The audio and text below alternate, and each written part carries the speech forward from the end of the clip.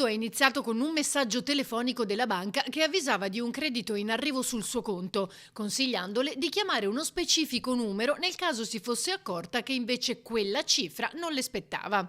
Si trattava però dell'ennesima truffa a danno di un'anziana, una 73enne di Mestre, che non riscontrando particolari anomalie si è fidata, agendo secondo indicazioni. Ha chiamato dunque quel numero per chiedere spiegazioni e trovando all'altro capo del telefono una persona all'apparenza gentile, è invece stata raggirata senza scrupoli.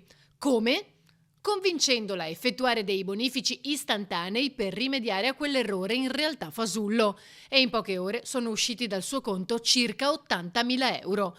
La 73enne però, convinta di aver agito per il meglio, non si è preoccupata per qualche ora. Solo più tardi, sopraffatta dai dubbi, ha avvertito i familiari e si è recata poco dopo a denunciare il fatto alla polizia postale, facendo scattare immediatamente le indagini della questura, che già in vari casi è riuscita a sventare pesanti raggiri simili a questo.